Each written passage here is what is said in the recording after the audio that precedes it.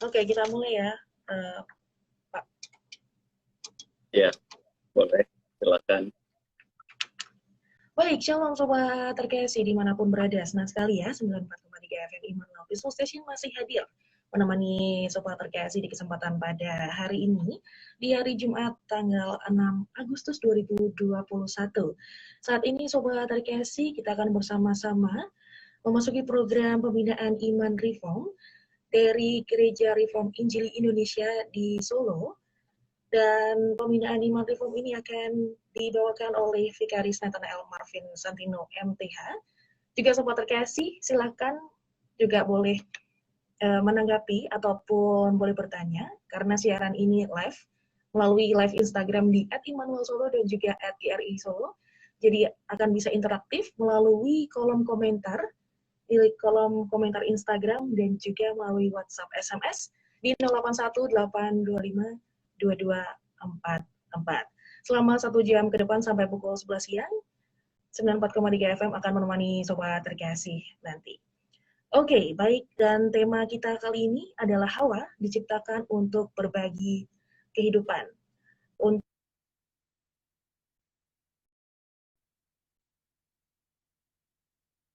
Santino MTH, dipersilakan. Oke. Ya, selamat siang ya Ibu Rasya dan juga Sobat Terkasih Radio Immanuel Solo.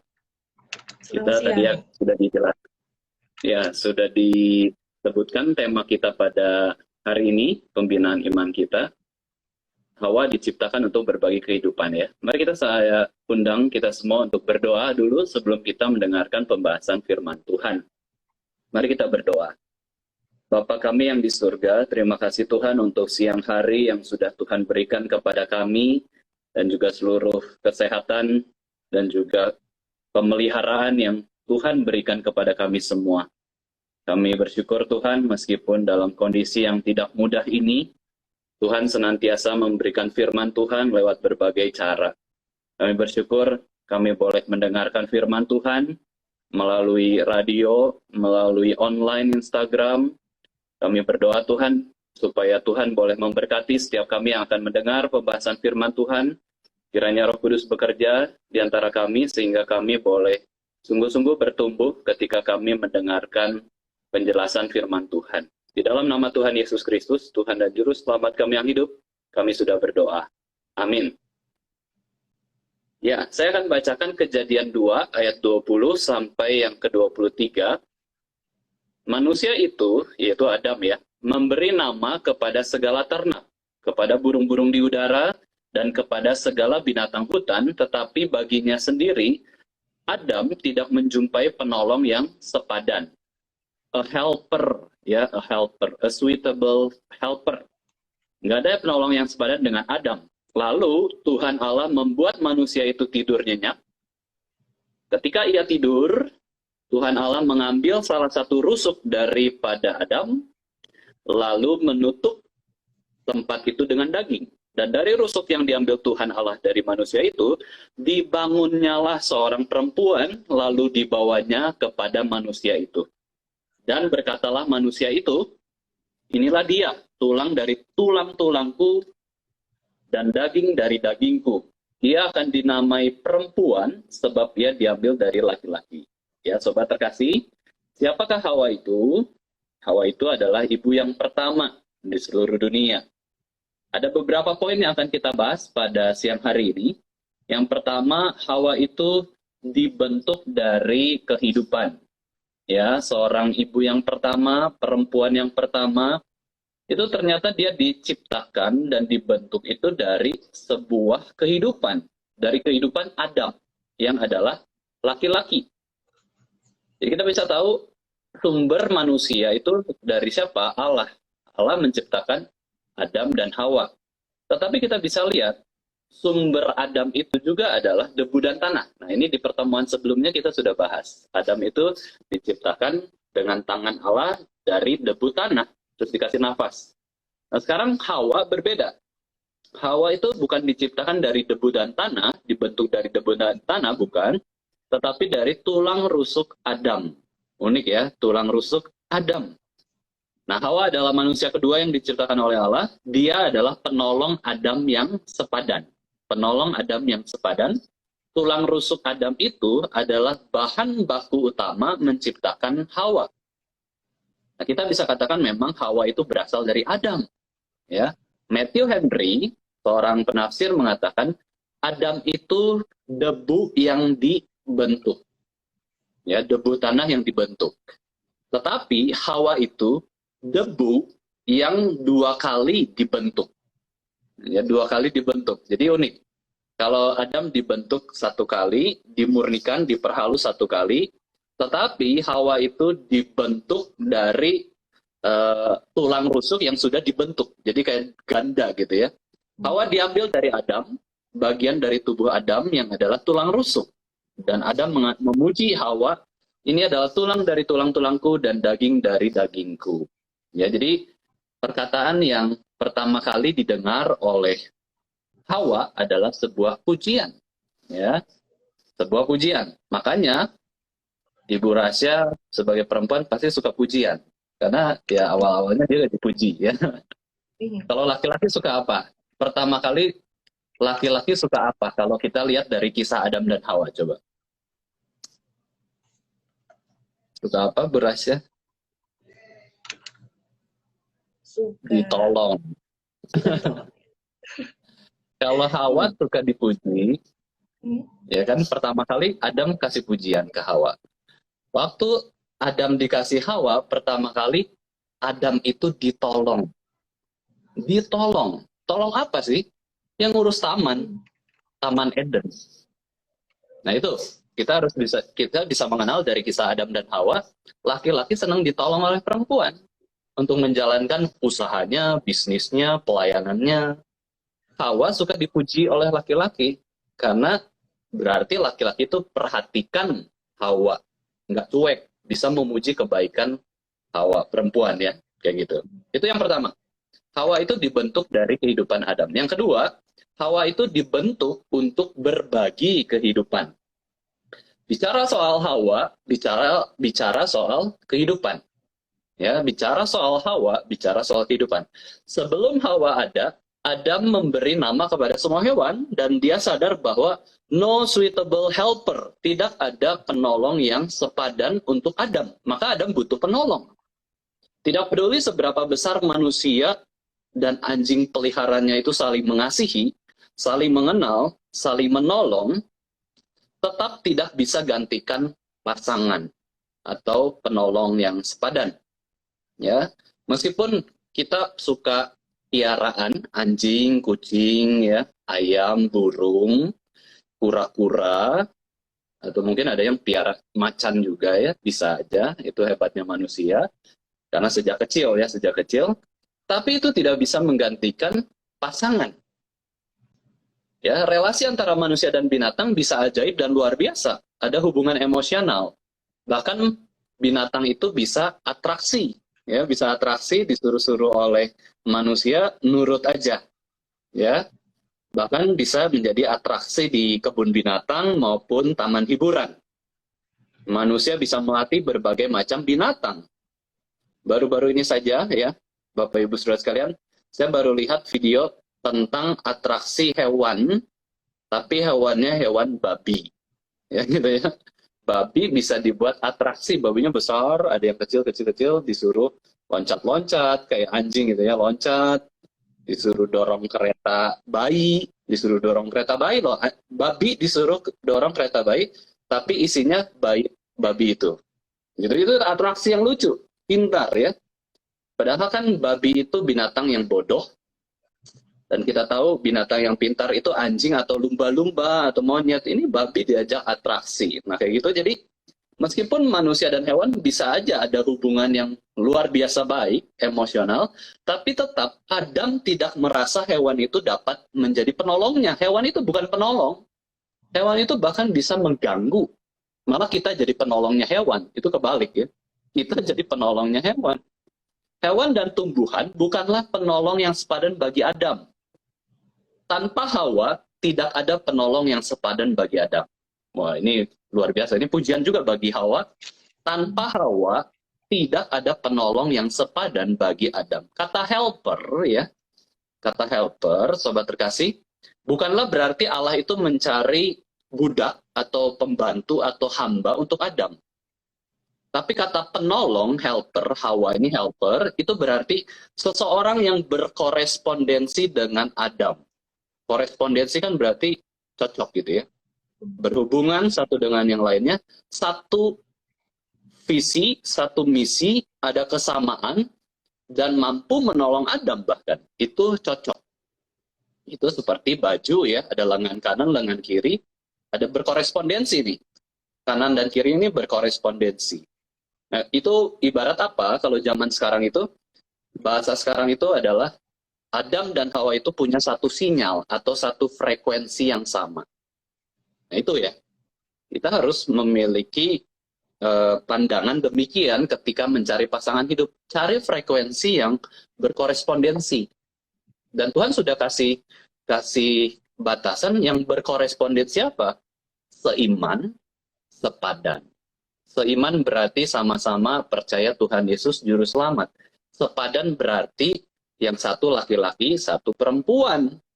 Ya, helper atau penolong ini bagi Hawa bukan berarti Hawa itu lebih tinggi ataupun lebih rendah. Karena penolong, kalau kita bacanya penolong itu asisten rumah tangga, lebih rendah. Kalau kita bacanya penolongnya adalah yang lebih tinggi, ya penolong kan, juru tolong misalkan. Oh, dia lebih tinggi dari kita. Tidak. Helper di sini bukan lebih tinggi, penolong di atas kita, lebih hebat, lebih mampu, bukan. Dan juga bukan lebih rendah posisinya. Ini yang harus kita mengerti ya. Helper ini lebih dekat dengan partner. Partner itu setara. Maka istilah bahasa Inggris sangat bagus. Kalau kasih undangan ya, kasih undangan pernikahan, meskipun masih berpacaran, kita sebutnya misalkan Marvin and partner, bukan helper. Marvin and partner. Berarti apa? Setara partner. Kalau helper jadi aneh ya, helper. Tapi ini Alkitabiah, helper loh, penolong loh. Iya, maksudnya yang helper di Alkitab juga adalah partner gitu ya, partner gitu. Laki-laki dan perempuan itu berpartner. Suami atau istri kita adalah partner, tidak posisinya lebih tinggi atau lebih rendah. Memang di dalam peran atau urutan, laki-laki lebih dulu. Ya, dalam peran memang laki-laki sebagai pemimpin. Adam diciptakan lebih awal dari Hawa. Nah, Hawa sebagai penolong Adam. Tapi bukan berarti dia lebih rendah ataupun lebih tinggi, kayak gitu ya, setara. Yang ketiga, Hawa adalah ibu kehidupan. Ibu dari segala yang hidup. Kejadian 3 ayat 20 mengatakan bahwa manusia itu memberi nama Hawa kepada istrinya sebab dialah yang menjadi ibu semua yang hidup. Kejadian 3 ayat 20. Jadi, siapa yang kasih nama Hawa itu Hawa? Ya, Adam. Adam itu punya tugas, salah satunya memberi nama kepada seluruh ciptaan hewan ya. Tetapi dia juga memberi nama kepada Hawa, yang adalah istrinya. Lalu kita pikir, loh, kalau yang kasih nama itu Adam adalah Allah, kenapa yang kasih nama Hawa itu Adam? Bukan Allah juga. Ya, kenapa ya? Aneh ya. Kalau Tuhan mau bicara soal setara, harusnya Tuhan kasih nama ke Adam ya Adam. Tuhan yang kasih nama Hawa ya Hawa. Tapi ini beda. Tuhan kasih nama ke Adam ya Tuhan sendiri yang kasih. Tetapi Hawa dikasih nama oleh Adam. Nah, ini bicara soal ordo yang tadi kita sempat sebut ya, saya sempat kita bahas. Di sini kita belajar bahwa Allah memang memberi izin kepada Adam untuk memberi nama kepada istrinya, karena istrinya adalah miliknya. Mereka saling memiliki. Adam diberikan kepemimpinan oleh Allah untuk memimpin Hawa dengan salah satu tindakan awal, yaitu menamai perempuan, ya, menamai Hawa. Nah, pekerjaan Adam sebelum ada Hawa memang menamai binatang. Ini menunjukkan otoritas. Memberi nama menunjukkan otoritas. Ibarat orang tua memiliki anak, ya kan, punya anak. Anak itu belum ada nama, siapa yang paling berhak memberi nama kepada anak-anak orang tua tersebut? Ya orang tua tersebut. Itu menunjukkan otoritas dan kepemilikan. Jadi waktu memberi nama, itu bicara soal menyatakan otoritas dan kepemilikan. Adam memiliki Hawa. Adam punya Hawa, ya memiliki Hawa. Arti nama Hawa itu apa? Ya Bapak Ibu Saudara sekalian, arti nama Hawa adalah life atau living, kehidupan ya. Adam ketika menamai istrinya Hawa, ya sebenarnya Adam itu teolog menjelaskan bahwa Adam itu mengumumkan imannya pada janji Allah bahwa Hawa akan memiliki keturunan.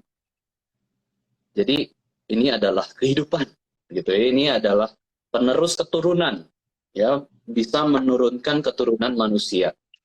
Adam percaya pada janji keselamatan yang begitu limpah sehingga menamai istrinya kehidupan. Life. Allah menerima iman Adam, tapi Adam dan Hawa sudah jatuh ke dalam dosa. Mereka akhirnya butuh pengampunan. Tuhan menumpahkan darah binatang, membuat baju untuk Adam dan Hawa dari kulit binatang. Kita tahu bahwa tanpa penumpahan darah tidak ada pengampunan, dan inilah janji keselamatan. Setiap kali Adam berpikir tentang namanya, yaitu debu tanah, sebenarnya itu berarti kematian, ya benda mati, debu tanah, debu tanah. Tetapi ketika dia melihat Hawa, dia berpikir soal kehidupan. Ini ya, ini unik ya, tafsiran ini sangat unik. Kenapa Adam memberi nama Hawa itu life, kehidupan? Karena dia sadari dia itu debu tanah saja, mati, dekat dengan kematian. Tanpa penolong, Adam itu mati. Kesulitan.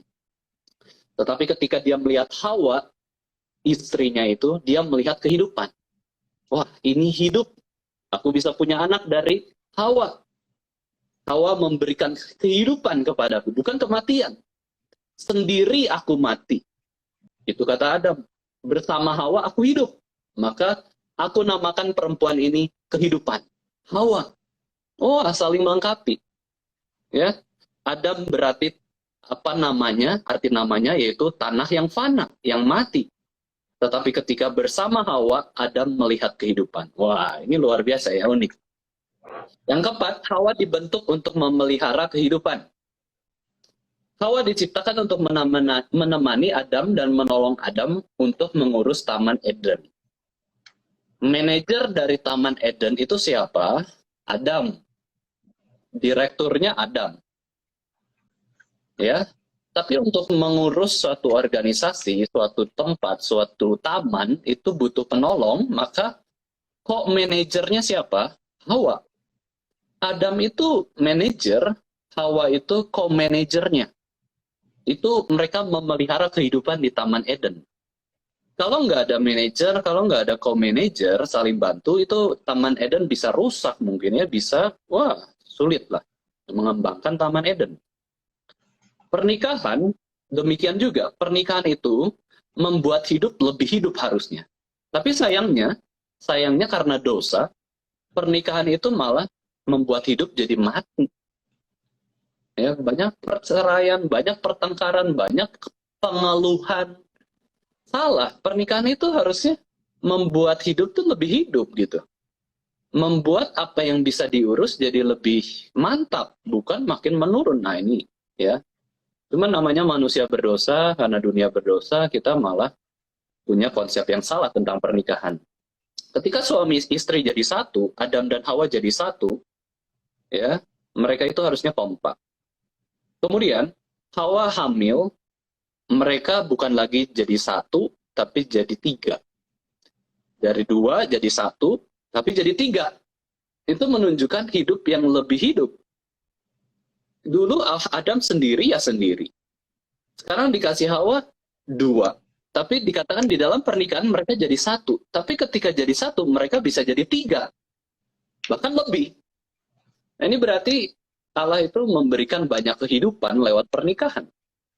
Allah mengasihi suami, istri, orang tua, dan anak-anak juga yang adalah harta karun. Allah membuat perempuan untuk bisa melahirkan anak, memelihara anak, Bahkan si perempuan itu membawa anak di kandungan ya, dekat dengan hatinya 9 bulan. Bayangin ya, bawa mungkin berapa kilo? 1 kilo lah ya, rata-rata 1 kilo lah bayi di dalam kandungan selama 9 bulan. Bayangin kalau kita bawa 1 kilo barang ya, 9 bulan gimana saya tuh? Kita nggak kuat, ya otot kita nggak kuat, bawa 1 kilo aja. Ya, sehari aja bisa capek. Tapi ini 9 bulan di perut ibu, dekat hati, menyusui anak itu, memeluk, merawat, dengan suara ibu itu mengajar, menghibur, menasihati. Wah, betul-betul Hawa ini berbagi kehidupan yang pertama kali itu bukan hanya dengan suaminya, tetapi dengan anaknya yang dikandungnya. Ya, dengan seluruh panca inderanya dia memperhatikan anak di dalam kandungan sampai dia lahir. Nah, itu menunjukkan cinta kasih Allah juga. Allah itu merawat kita luar biasa. Dengan seluruh panca indera Allah, Allah mengasihi kita. Ya, seorang ibu itu, ibu yang baik, ibu yang benar itu akan merawat anaknya, membimbing anaknya sampai kepada kedewasaan, dan juga dia akan terus bahkan rela mati untuk anaknya. Itu ibu yang baik ya. Nah, ini tugas yang dilakukan oleh orang tua bersama dengan sang ayah ya. Ayah dan ibu bersama-sama mendidik anaknya. Hawa menemani Adam mengurus Taman Eden, tetapi Hawa juga menemani Adam untuk mengurus anak-anak Adam dan Hawa. Bukan hanya mengurus kerjaan di Taman Eden, tetapi mengurus anak juga. Itu tugas orang tua, tugas Adam dan Hawa. Nggak boleh serahin salah satunya. Yang kelima, siapakah Hawa itu? Yang terakhir yang kita bahas pada hari ini adalah Hawa menolong untuk membawa kehidupan kekal pada dunia. Jadi arti nama Hawa adalah kehidupan, ya, kehidupan. Dan kita bisa mengenal 5 sifat Hawa pada pembinaan kita pada hari ini. Yang kelima adalah Hawa itu ternyata bukan saja membawa kehidupan, memelihara kehidupan, berbagi kehidupan, tetapi dia juga menolong untuk bisa membawa kehidupan yang kekal kepada dunia. Kejadian 3 ayat 15. Ibu Rasya bisa tolong bacakan? Kejadian 3 ayat yang 15. Kejadian 3 ayat 15. yang ke-15. Ya. Oke, sobat terkasih. Sebentar ya, masih mencari karena internetnya agak ini. Agak rusak nih. Ya. Tidak apa-apa. Kejadian 3 ayatnya yang ke-15. Sobat terkasih. Kejadian 3 ayatnya yang ke-15, aku akan mengadakan permusuhan antara engkau dan perempuan ini, antara keturunanmu dan keturunannya akan meremukkan kepalamu dan engkau akan meremukkan tumitnya. Oke, jadi kejadian 3 ayat 15 ini, sobat terkasih, ini adalah Injil mula-mula. Injil itu bukan hanya di Perjanjian Baru, tapi sudah ada sejak Kejadian. Kenapa ada Injil? Karena sebelumnya ada dosa. Kalau nggak ada dosa, itu nggak perlu Injil, mereka sudah selamat. Adam dan Hawa sudah selamat. Karena ada dosa, perlu Injil. Dosa itu dikalahkan oleh apa? Injil. Ya, Injil. Nah, pra-Injil, ini Injil mula-mula ini mengatakan Allah akan mengadakan permusuhan antara engkau, iblis, ya, si ular, dengan Hawa. Antara keturunan ular dengan keturunan Hawa. Keturunan Hawa akan meremukkan kepala iblis. Dan ular akan meremukkan tumitnya. Ini mengacu kepada siapa? Keturunan Hawa, yaitu Yesus Kristus. Yesus Kristus, keturunan Hawa. Yesus Kristus akan mengalahkan kepala ular. Tapi ular hanya meremukkan tumitnya. Ya kan, berusaha berusaha meremukkan tumit, tapi gagal juga ya. Yesus mati di atas kayu salib atas kehendak dan seizin Allah untuk menanggung hukuman dosa kita. Nah, inilah janji pertama yang muncul pada kedatangan penebus, yaitu ada di dalam diri Hawa, keturunan Hawa. Ternyata lewat keturunan Hawa, kita bisa memperoleh hidup yang kekal. Ya. Lalu di Galatia 4 ayat 4, di situ dikatakan, tetapi setelah genap waktunya, Allah akan mengutus anaknya yang lahir dari seorang perempuan dan takluk kepada hukum Taurat. Yesus keturunan Hawa, di mana Yesus akan menjadi penebus bagi orang yang berdosa dan mau bertobat datang kepada Yesus Kristus. Jadi kita bisa melihat pada hari ini, siapakah Hawa itu? 5 hal. 5 hal kita bisa melihat siapakah Hawa. Yang pertama, Hawa itu dibentuk dari kehidupan. Kehidupan siapa? Adam. Dari tulang rusuk Adam. Dari kehidupan Adam yang adalah laki-laki. Hawa, yang kedua, Hawa dibentuk untuk berbagi kehidupan.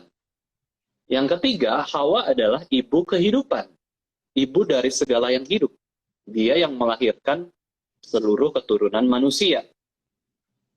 Ya. Kemudian yang keempat, Hawa itu dibentuk untuk memelihara kehidupan. Dan yang kelima, Hawa menolong untuk membawa kehidupan kekal kepada dunia.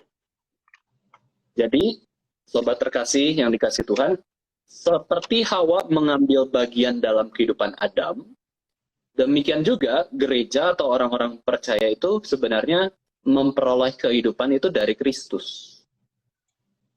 Kita tahu bahwa penggambaran gereja dengan Kristus itu seperti mempelai pria dan wanita. Gereja itu mempelai wanita, Kristus itu mempelai pria. Seperti Hawa mengambil bagian kehidupan dari Adam, demikian kita sebagai mempelai wanita Kristus, sebagai gereja, kita pun mengambil bagian kehidupan dari Kristus. Kita dapat kehidupan yang kekal dari Kristus. Alkitab mengatakan, barang siapa percaya kepada Yesus, dia memiliki hidup yang kekal. Tetapi siapa saja yang menolak Yesus, ya pasti dia tidak akan mendapatkan hidup yang kekal karena murka Allah ada padanya. Allah sudah berikan kita kehidupan yang kekal dan kehidupan itu di dalam Kristus. Demikian juga kita perlu bagikan Injil. Bagikan Injil, di dalam Injil ada kehidupan kekal dan biarlah ya kita percaya kepada Kristus juga. Dan juga memperoleh hidup yang kekal di surga. Maukah sobat terkasih kita percaya kepada Kristus, memperoleh hidup kekal di surga? Seharusnya kita bukan hanya mau ya, tapi kita juga mau agar orang lain pun memperoleh Injil tersebut. Nah itu ya. Nah apa yang kita bisa pelajari dari Hawa ini, sobat terkasih? Jadi kita bisa pelajari bahwa kita menghargailah kehidupan yang Tuhan berikan. Ya, bagi kita semua secara umum, baik laki-laki maupun perempuan, hargailah kehidupan. Apalagi di zaman pandemi, salah satu pesan dari pandemi corona ini adalah hargailah kehidupan. Hargailah kesehatan, hargailah ketemu orang, jangan dicemberutin ya orang, disenyumin. Mumpung masih bisa senyum. Sekarang senyum aja ketutup masker ya. Padahal ketemu orang. Dulu kesempatan senyum udah berapa kali lewat. Nah itu kita lupa juga. Harusnya senyum aja, mumpung masih bisa senyum ya. Kalau udah nggak senyum itu berarti sudah mati. Kalau orang mati nggak bisa senyum. Kalau senyum nanti kaget kita ya. Wah kok senyum, ini udah mati, sudah jadi mayat, senyum. Justru senyum itu melambangkan kehidupan juga ya. Ini kayak Hawa aja ya. Oke. Jadi kita bisa lihat bahwa marilah kita menghargai kehidupan dan laki-laki pun ya hargai perempuan. Perempuan hargai laki-laki. Nah, satu poin lagi terakhir ya bagi kita semua.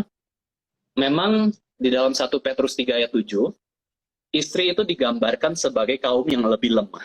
Weaker vessel bahasa Inggrisnya, seperti wadah yang lebih lemah. Itu berarti apa? Itu berarti suami harus memperlakukan istrinya seperti keramik yang mahal dan langka. Itu pelajarannya. Memang 1 Petrus 3 ayat 7 katakan, istri itu kaum yang lebih lemah. Bukan berarti kaum yang lebih lemah itu kayak kita hina dia, lemah kamu. Bukan kayak gitu. Justru karena dia lebih lemah, maka suami itu harus memperlakukan istrinya seperti keramik yang mahal dan langka. Ya, adakah sobat terkasih di sini suka keramik yang mahal dan langka? Oh, kalau di Indonesia mungkin jarang yang suka ya, adanya masuk museum. Tapi bayangkan, kalau kita punya keramik yang sangat mahal dan juga langka, pasti kita rawat luar biasa dan perhatikan luar biasa.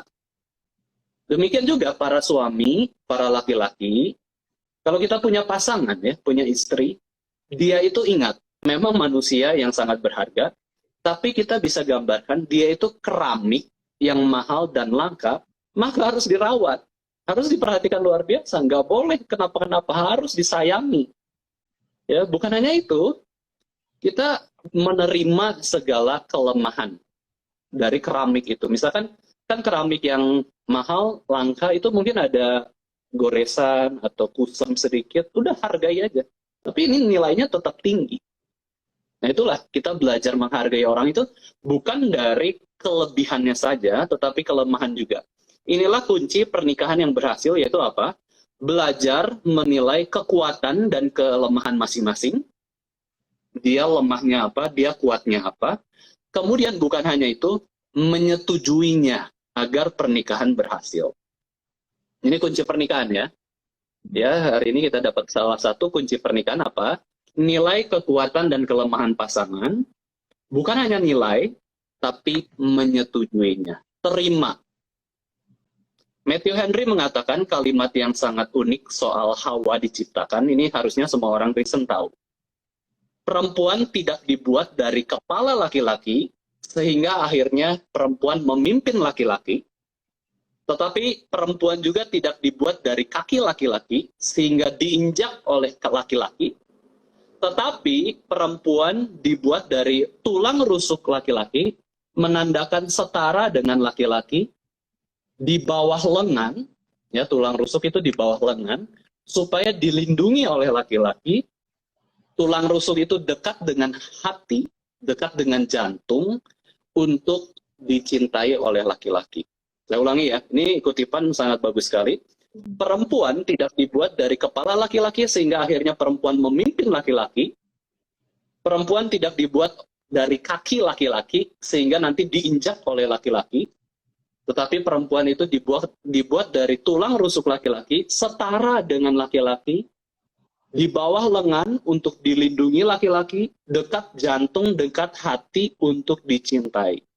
Dalam pernikahan, laki-laki dan perempuan itu saling melengkapi dan melayani satu dengan lainnya.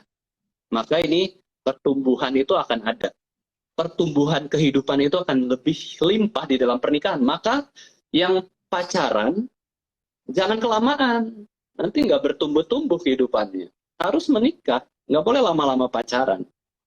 Ya, di dalam pernikahan itu ada pertumbuhan kehidupan, kasih, kebutuhan satu dengan yang lainnya. Pernikahan berarti menjadi satu daging, dan kesatuan itu semakin mendalam, dan bisa melayani Tuhan bersama-sama. Martin Luther, salah satu reformator gereja, mengatakan dia suka panggil istrinya itu, namanya kan Catherine ya, Catherine. Dia panggil Kitty My Rib. Kitty My Rib artinya apa? Kitty itu panggilan sayang Catherine, My Rib itu adalah tulang rusukku. Itu berarti apa? Mereka mengakui pernikahan bahwa mereka itu saling sayang, saling bahagia. Terus kemudian Martin Luther katakan kepada istrinya, harta paling besar di bumi ini apa? Ya, katakan kepada banyak orang ya, masa kepada istrinya ya. Kepada istri, dia katakan harta paling besar di bumi ini adalah is a dear wife, adalah istriku, ya, adalah istri yang aku kasih, itu adalah harta yang paling besar dalam hidupku. Pernah nggak kita katakan, istriku, kamu itu harta paling besar, ya, suamiku, kamu adalah harta yang paling besar. Uang nggak ada, nggak masalah. Rumah nggak ada, nggak masalah. Anak nggak ada, nggak masalah. Kesehatan nggak ada, nggak masalah. Kamu adalah harta paling besar dalam hidup aku. Marilah kita syukuri pasangan kita, suami atau istri kita, kekasih kita. Ya, kiranya Tuhan memberkati kita semua. Oke, Ibu Rasya, pembahasan kita sampai sini. Mungkin ada pertanyaan atau tanggapan dari pembahasan kita pada hari ini. Iya, baik, untuk Sobat Terkasih silahkan. Renungan sudah disampaikan. Boleh silakan untuk menanggapi ataupun bertanya di WhatsApp, SMS di 0818252244. Begitu, ataupun lewat kolom komentar di bawah ini. Oke, ada pertanyaan ini untuk Vikaris Marvin. Bagaimana implementasi Hawa di dalam bahasan ini di dalam kehidupan yang sekarang? Apakah hanya khusus untuk yang berpasangan? Terima kasih. Oh, oke. Ya, terima kasih, pertanyaannya sangat baik ya. Ya, kita belajar makna tentang pribadi Hawa kan bicara soal kehidupan ya, menghargai kehidupan. Nah, bagaimana jika orang itu selibat? Bagaimana? Apakah berarti dia tidak bisa memiliki hidup yang lebih hidup? Apakah dia merasa kurang gitu ya? Nah, itu sangat mungkin akan merasa kurang kalau mereka di luar Kristus. Di luar Kristus. Ya, orang menikah di luar Kristus pun mereka pasti rasa kurang, harusnya. Karena kita berdosa, karena kita butuh keselamatan. Kita nggak ada jaminan keselamatan di luar Kristus. Nah, tentu dengan menjalani kehidupan tanpa Kristus itu sudah kurang. Apalagi dia ya maksudnya banyak kekurangan lah dan lain-lain, banyak penderitaan. Nah, sekarang bagaimana kita mengimplementasikan jika memang ada orang yang selibat? Ya, bagaimana orang selibat menghasilkan kehidupan? Bagaimana orang selibat menghargai kehidupan? Ya, pertanyaannya mungkin seperti itu ya. Tapi kalau salah saya mengerti bisa tanya lagi. Nah, caranya adalah kita itu melihat dari perspektif Tuhan. Tuhan Yesus waktu di dunia tidak dirancangkan untuk menikah. Padahal perintah Tuhan bagi seluruh manusia beranak cucu dan bertambah banyak. Berarti selibat itu bukan dosa kalau memang itu panggilan. Ya, kecuali itu pilihan kita. Dan Tuhan memang memberikan kebebasan kepada kita, mau menikah itu kehendak Tuhan, mau selibat itu tanggung jawab kamu. Tapi yang kehendak Tuhan tuh kalau bisa ya menikah, gitu ya. Kalau nggak bisa ya udah. Mungkin panggilan Tuhan untuk selibat. Kenapa? Karena ada pekerjaan-pekerjaan tertentu yang memang dikerjakan orang yang selibat itu lebih limpah. Misalkan ada misionaris yang akhirnya nggak menikah, padahal dia perempuan cantik, nggak menikah, tapi dia memelihara banyak kehidupan. Dia punya anak adopsi banyak, dia mengabarkan Injil begitu banyak, dan banyak orang percaya kepada Kristus. Meskipun dia selibat, meskipun dia perempuan tidak menikah, tapi dia bisa menghargai kehidupan. Dia bisa mengabarkan Injil, dia bisa adopsi anak. Siapakah misionaris itu? Namanya Mary Slessor. Mary Slessor mengadopsi anak Nigeria, Afrika. Orang kulit putih mengadopsi anak orang kulit hitam.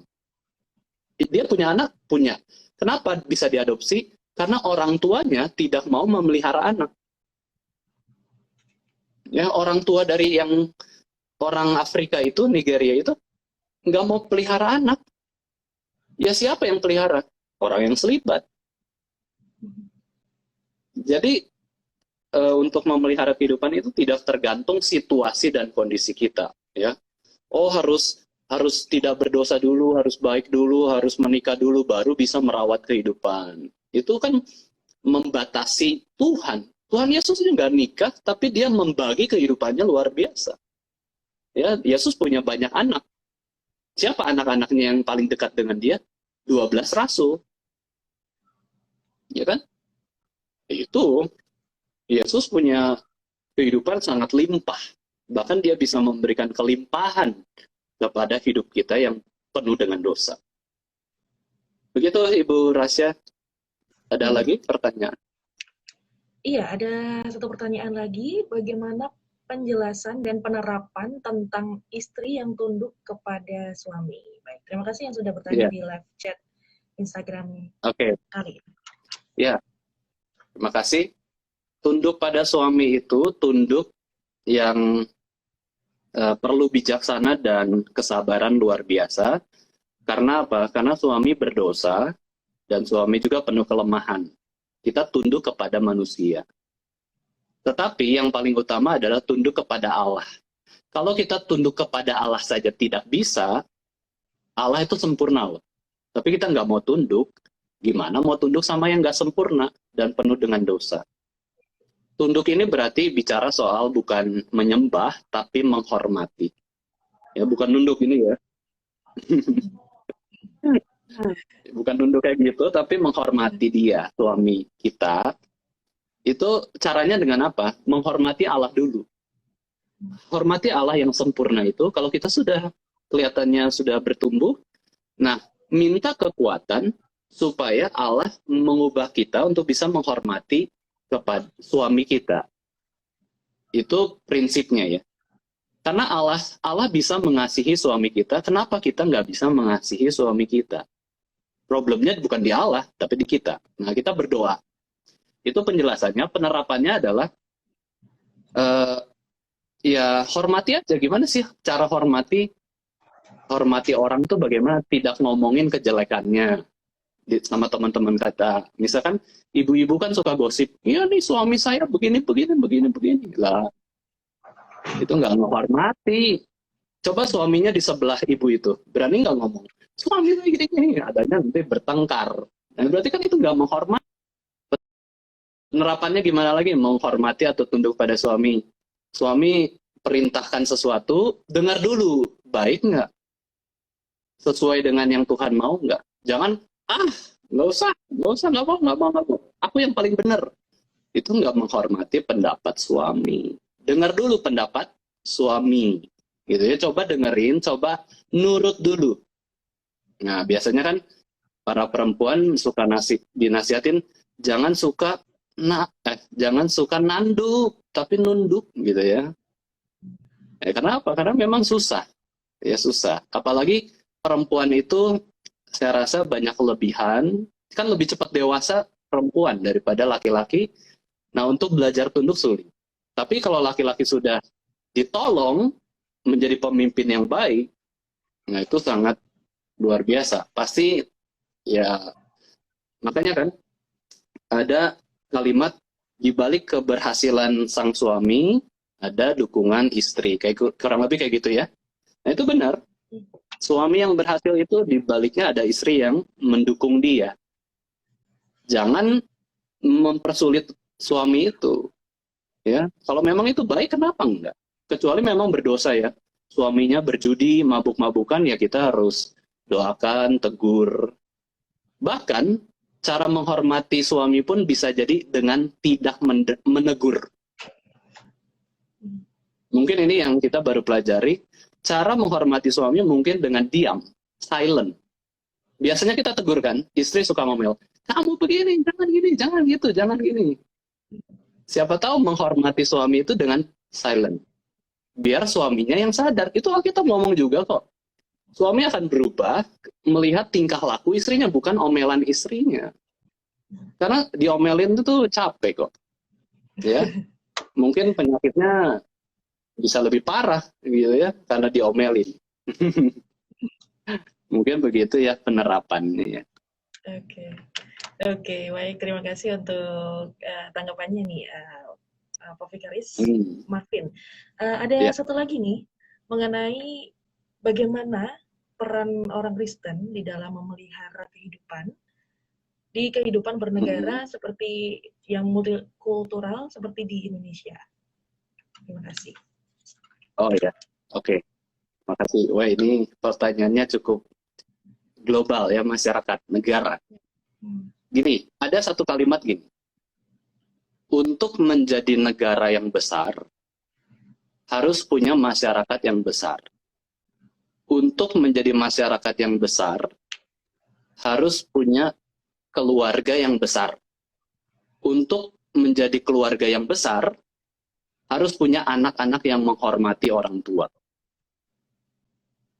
Diulangi ya, diulangi. Ini bagus sekali.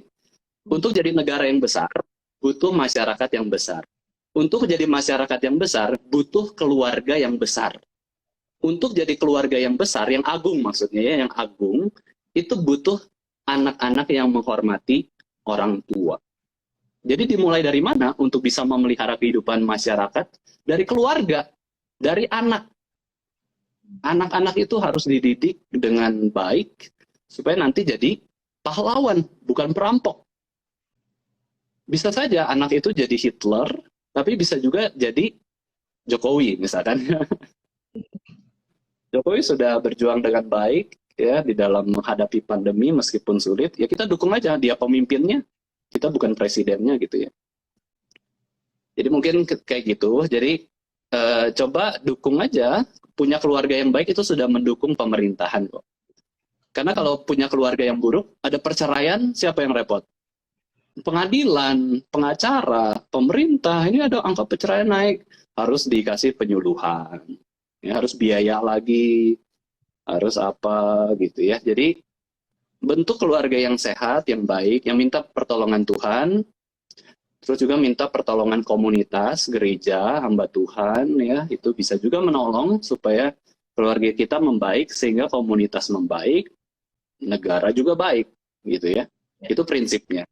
Tapi yang sederhana ya, buang sampah pada tempatnya, ya taati lalu lintas, sudah bagus kok. Oke, baik, ini ada satu lagi pertanyaan sebelum kita akan tutup. Ya. Bertanya melalui WhatsApp. Siang Radio Immanuel ingin bertanya. Siang Vic Marvin, terima kasih untuk renungan dan pengingatnya. Harta terbesar dalam kehidupan pernikahan adalah istri, suami, juga tentang Mary Slessor. Mau bertanya bagaimana istri sebagai Hawa bisa memahami otoritas Allah melalui suami dalam pernikahan, bila ternyata secara karakter, penghasilan, status sosial, atau pelayanan istri ternyata lebih banyak dari suami. Begitu bagaimana? Terima kasih. Oke, makasih. Ya, balik lagi. Prinsipnya harus jelas. Memang itu perlu latihan ya. Karena istri memang pengen sesosok yang direspek. Ngerti kan ya? Direspek. Laki-laki pengen direspek. Perempuan pengen merespek. Ini ke dunia berdosa ya kayak gitu ya. Laki-laki pengen direspek, padahal nggak ada modal untuk direspek. Perempuan pengen merespek, tapi tuntutannya terlalu tinggi. Ngerti ya? Jadi ini masalah problem siapa? Problem pola pikir kita, pandangan kita. Ya, kita perlu memberikan yang terbaik untuk Tuhan, masing-masing suami atau istri. Pada nantinya kita akan bisa direspek laki-laki dan perempuan juga. Kalau kita memberi yang terbaik untuk Tuhan, kita tahu siapa pemilik kehidupan. Perempuan pun bisa merespek laki-laki sesuai dengan yang Tuhan mau. Jadi poinnya adalah perbaiki worldview kita, pandangan kita. Lalu yang selanjutnya adalah gini.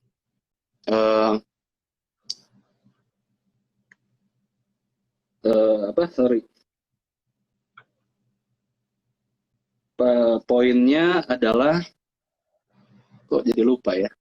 Intinya belajar untuk merespek ya tadi ya. Iya. Coba saya harus lihat pertanyaannya supaya ingat. Iya, pertanyaan sudah ada di live Instagram ini tentang kalau misalnya lebih besar dari suami. Kan kasusnya ya, contoh kasusnya adalah si istri lebih berpenghasilan, mungkin lebih cantik, lebih mapan daripada sang suami. Tapi itu pandangan dunia. Pandangan Tuhan, siapapun berharga di mata Tuhan sebelum dia bekerja. Sebelum dia kelihatan ganteng, kelihatan cantik, sebelum dia kaya, Tuhan sudah menghargai. Nah, kalau kita punya konsep penghargaan seperti yang dimiliki Tuhan, kita menghargai orang itu bukan berdasarkan statusnya, kekayaannya, uangnya, pelayanannya, kecantikannya, kegantengannya, tetapi berdasarkan karakter Allahnya yang ada di dalam dirinya. Nah, itu konsep penghargaan kita harus kita ubah. Tuhan menghargai orang yang sakit jiwa, Tuhan mengasihi, bahkan rela mati untuk orang yang sakit jiwa. Untuk orang yang sakit autis, Tuhan rela mati. Untuk orang yang buta, lumpuh, nggak punya apa-apa, Tuhan Yesus rela mati. Itu Allah itu menghargai setiap orang tanpa dia punya status apapun. Nah, kenapa kita orang Kristen tidak belajar menghargai orang itu? Bukan karena sesuatunya, bukan karena karyanya, tetapi karena pribadinya. Nah, itu yang harus kita belajar. Konsep penghargaan, gitu ya, konsep penghargaan. Oke, ada lagi? Oke. Sudah, semua pertanyaan sudah terjawab. Terima kasih untuk Vikaris Marvin, Nathanael Marvin, Santino MTH. Mungkin kita akan tutup dulu di dalam doa. Ya, dipersilakan. Baik. Sebelum doa, saya juga umumkan, ini ada pertanyaan ya. Kalau mau nanya ke WL, ke nomor HP berapa? Ya boleh. Jadi jika ada yang mau didoakan, konseling, pertanyaan teologis, ada 3 ya. Didoakan, konseling, pertanyaan teologis, kan saya hamba Tuhan dong, saya Vikaris. Boleh direct message ke Instagram Nathanael Marvin, @Nathanael Marvin, boleh ya, kontak aja lewat message supaya bisa dapat pengertian Alkitab lebih baik, kayak gitu ya. Terus kalau info-info soal pelayanan saya di GRI Solo, bisa juga lihat Instagram GRI Solo atau website GRI Solo. Terus ya Nathanael Marvin juga boleh. Oke, Ibu Rahasia, kita doa ya. Ya. Tuhan Bapa kami yang di surga, terima kasih pada siang hari ini kami boleh belajar firman Tuhan. Kiranya Tuhan berkati kami untuk boleh menghargai setiap kehidupan yang sudah Tuhan berikan kepada kami, khususnya hidup kami hari ini. Berkatilah Tuhan, ajar kami Tuhan untuk bisa terus saling mengasihi satu dengan yang lainnya. Di dalam nama Tuhan Yesus Kristus kami sudah berdoa.